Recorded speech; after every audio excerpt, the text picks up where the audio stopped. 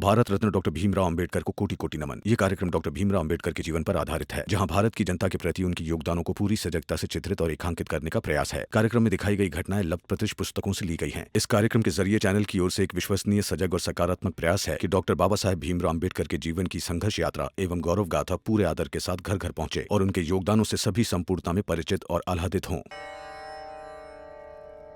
चले, मैं खाना बांध कर लाई हूँ।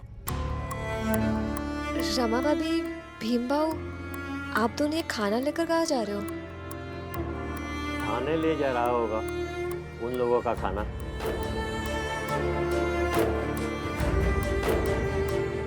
भीम, तुम अद्भुत हो। उन लोगों के लिए खाना ले जा रहे हो? अद्भुत नहीं शिशुपाल जी, यही होना चाहिए। जब कानून का साथ निभाना था तो मैंने निभाया। अब जब इंसानियत का साथ निभाने की बारी है तो वो निभाऊंगा।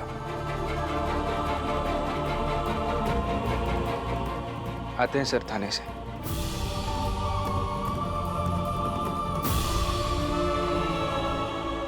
रुको अभी।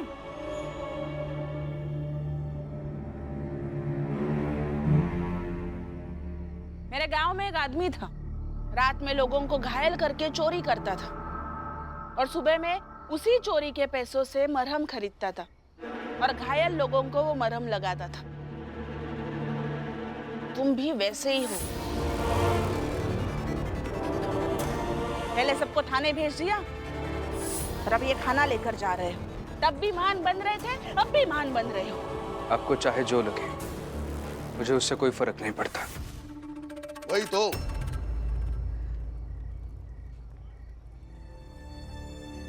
वही, मैं अपने बेटे को संवेदनशील बनाना चाहता था, जो दूसरों के सुख दुख को समझे।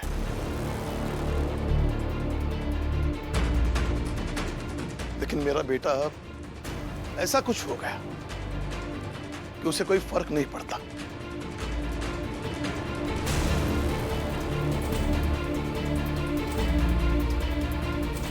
आज तक मैं जीजाबाई के खिलाफ रहा, हर बार रहा, उसे कभी सहमत नहीं था, लेकिन आज मैं उससे सहमत हूं।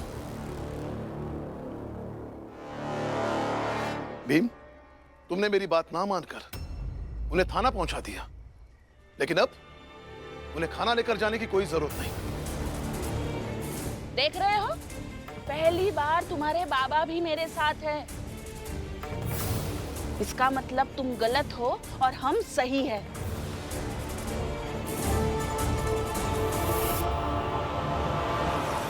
चलो। रुक जाओ भीम।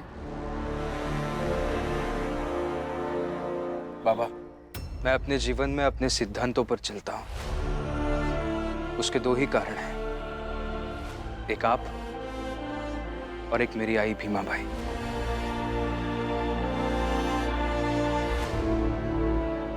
आप ही ने मुझे ये सब सिखाया है। लेकिन आज मेरे लिए आश्चर्य की बात है कि आप ही ऐसे मेरे सामने आकर मेरा रास्ता रोकने के लिए खड़े हो गए हैं।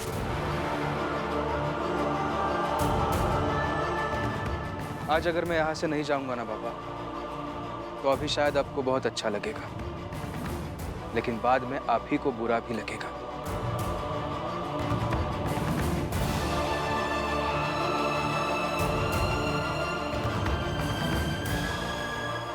और मुझे बहुत गुस्सा आएगा कि मेरे बाबा ने कैसा बेटा तैयार किया है, जिसने अपने सिद्धांतों को छोड़ा और अपने रास्ते पर लौट आया।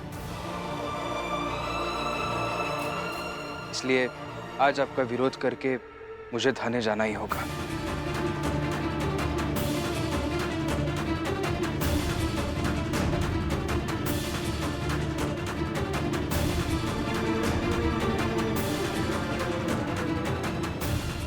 क्षमा कीजिए।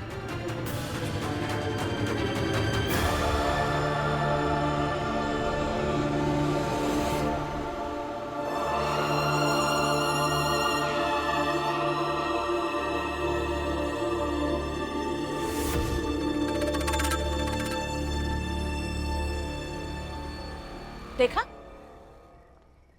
बहुत बेटा बेटा करते थे ना। बेटा आपकी बात सुने बिना चला गया, वो चला गया, आप यही खड़े रह गए। अब तो समझिए कुछ। चलिए बाबा, खाना खाते खाते सोचिएगा कि सालों से जिस भीमराव पर विश्वास कर रखे थे, जिसका गुणगान कर रहे थे, वो किसी काम का नहीं रहा। भैया, भीम को हुआ। अब आप गलत मत समझाइए उन्हें। बाबा जो महसूस कर रहे हैं वो उन्हें समझने दीजिए।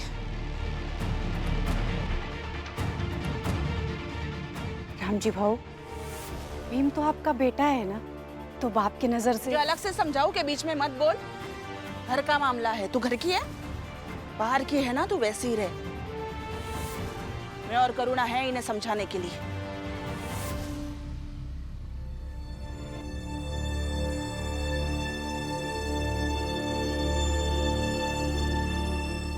जीजाबाई, आज मेरा बेटा अपने बाबा से भी आगे निकल गया। जब वो मेरे सामने से चला गया, तभी मैं समझ पाया कि वो अब किसी के रोकने से नहीं रुकने वाला, अपने बाबा के रोकने से भी नहीं।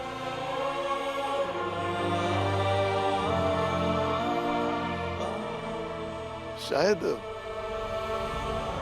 मैं और भीमा भाई यही चाहते थे।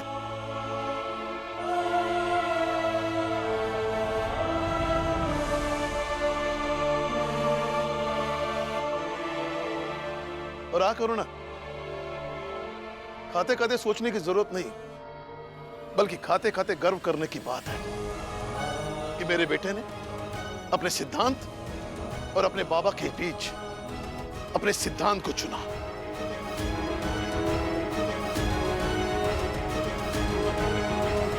पागल हो गए यार। बेटा आपके मुंह पर आपकी बेइज्जती करके चला गया और आप गर्व कर रहे। जब एक सवाल पूछता हूं, जवाब जरूर देना। व्यक्ति इस धरती पर कितने दिन का मेहमान होता है, बता सकती हो? नहीं ना? चलो मैं खुद से ही शुरुआत करता हूं। मैं ज्यादा से ज्यादा 10 साल जी पाऊंगा या 15 साल, लेकिन सिद्धांत 10,000 साल जिंदा रहेंगे। कितने? 10,000 साल। तो चुनाव उसी का करो जिसकी उम्र ज्यादा हो।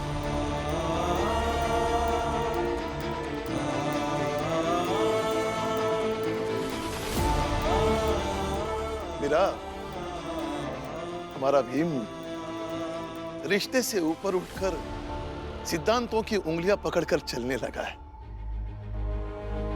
हाँ, तो थोड़ी खुशी भी होगी और तकलीफ भी होगी।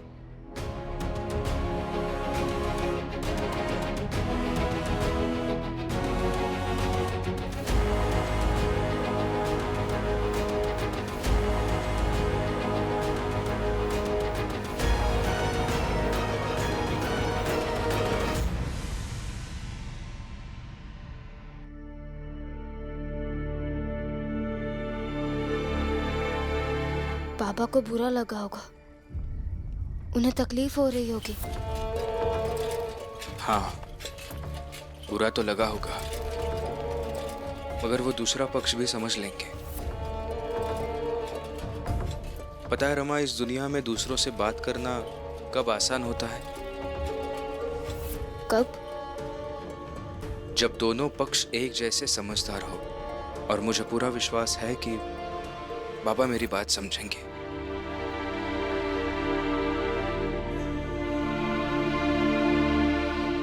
चलो।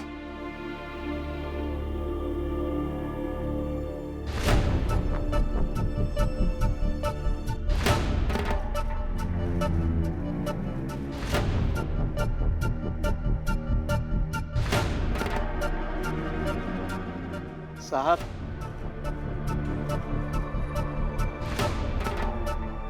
दरोगा साहब, बहुत भूख लगी हमका। थोड़ा सा खाना हम लोगों का भी दे दो ना। बोल तो ऐसे रहे हो जैसे अपनी चाल में रोज दोनों वक्त का खाना खाते हो। रहो भूखे। दरोगा साहब, ऐसा नहीं कह सकते हैं आप। ये चाल में 2 वक्त का खाना खाते हैं या नहीं, उससे आपको कोई मतलब नहीं है। लेकिन ये आपके यहाँ बंद है तो इन्हें यहाँ रोज 2 वक्त का खाना मिलना चाहिए। तुम लाए हो ना खाना, तो फिर खिला दो, या फिर नाटक करना है तो करते रहो। दो रमा। अरे हम भूखों मर जाएंगे, लेकिन ये भीमराव के हाथ का खाना नहीं खाएंगे। काहे मर जाएंगे? एक रात दोनों खाना न खाए तो मर जाते का? काकी, अब हमसे गुस्सा रहना चाहती है, गुस्सा रहिए। अब हमारे बारे में जो सोचना चाहती है सोचिए। यहाँ से निकलने के बाद अब हमारे साथ जो करना चाहती है कीजिए, लेकिन अभी खाना खा लीजिए। पहली बात ई कि काका काकी मत कहना, और दूसरी बात कि हम लोग वह करेंगे जो हम लोग को करना है, लेकिन खाना नहीं खाएंगे। सुन ली? जाओ यहाँ से। दरोगा साहब, जरा ये खोलने के लिए कह दीजिए। खोलो।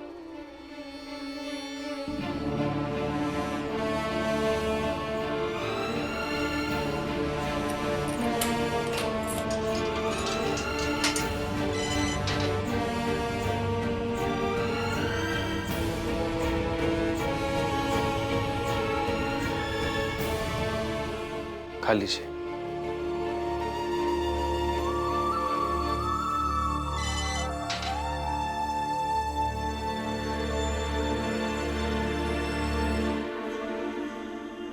काकी, खाना खा लीजिए।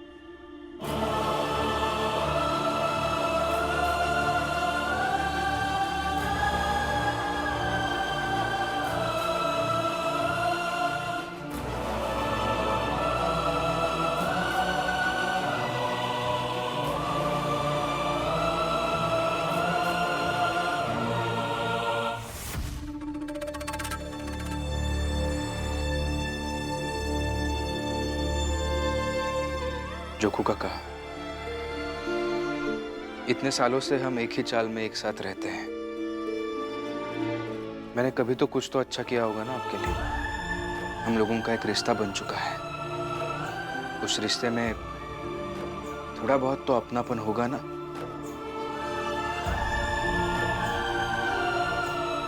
उस सब के लिए मेरे हाथ से निवाला खा लीजिए।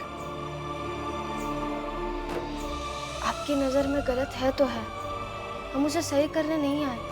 हम बस इसीलिए आए हैं ताकि आप सब भूखे ना रहें और ये भी खाना खा सके।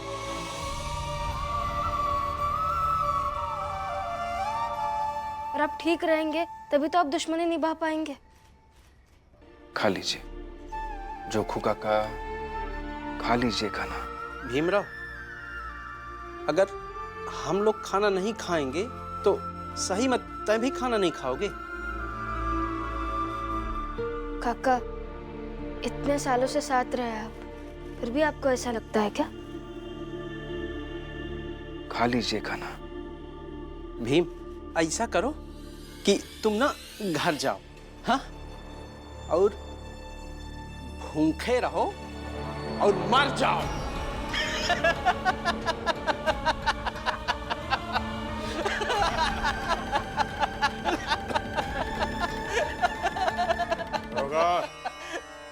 इन सबके लिए खाना लाया हूं। अरे जोखो, मालिक।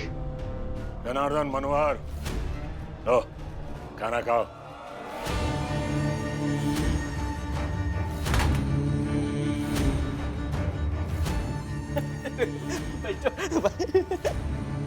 अरे बुढ़िया, मालिक।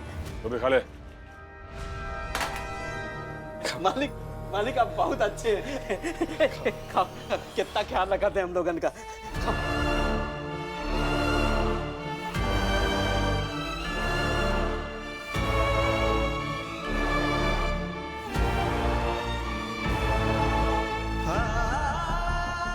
हाँ मालिक, आप बहुत अच्छे हैं।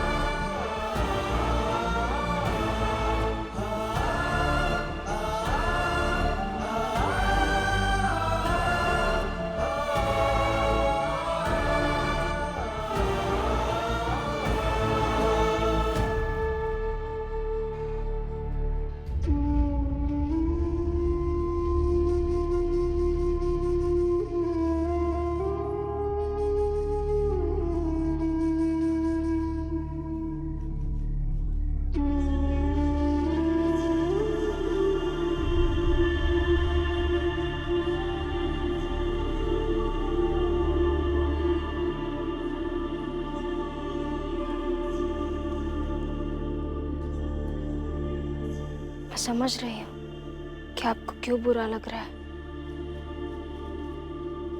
मैं भी समझ रहा हूँ रमा भाई कि तुम्हारे पति भीमराव को क्या और क्यों बुरा लगा।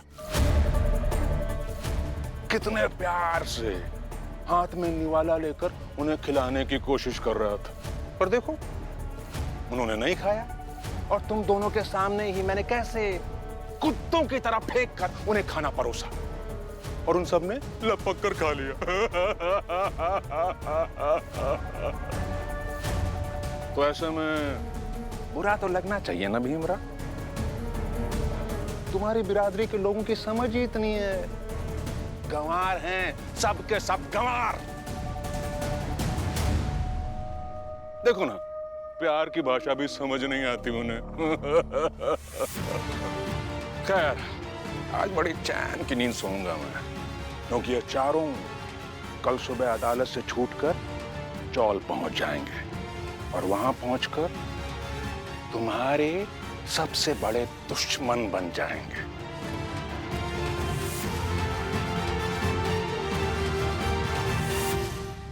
अगर विरोधी दुश्मन बन जाए ना, वो तो बहुत ही ज्यादा खतरनाक हो जाता है। तो तैयार रहना अपने दुश्मन का सामना करने के लिए।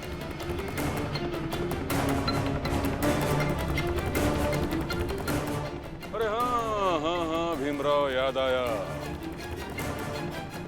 बस सुबह होने में कुछ ही घंटे बचे हैं। कल शाम तक अखबार बेच कर दिखाना, नहीं तो अखबार छापने का ये धंधा बंद कर देना।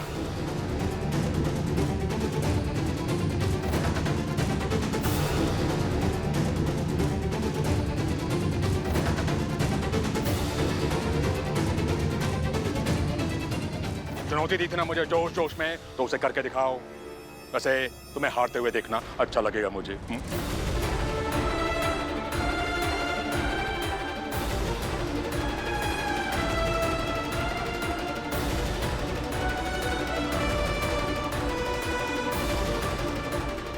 चलो रे।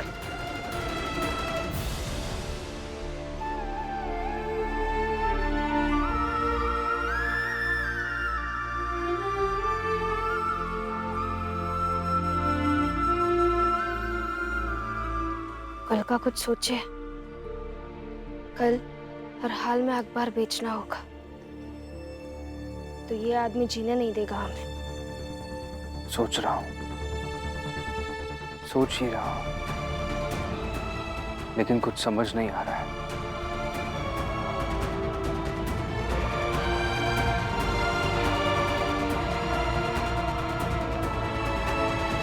अब तो मुझे बहुत गुस्सा आ रहा है।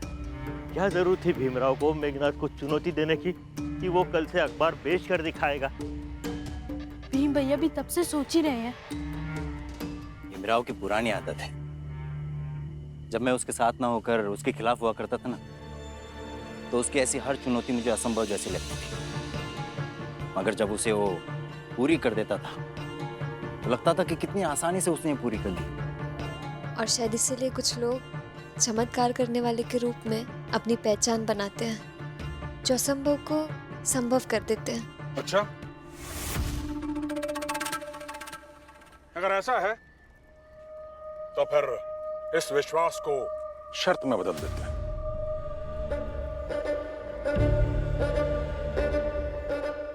अरे मेरे कहने का मतलब है, अगर तुम सबको अपने नायक भीमराव अंबेडकर पर इतना विश्वास है तो शर्त लगा लो ना। देखो, शर्त यह होगी, अगर कल भीमराव अखबार बेच पाया तो ठीक, पर अगर कल शाम तक भीमराव अखबार नहीं बेच पाया तो तुम सब उसे पकड़कर बंबई से बाहर पहुंचा दोगे।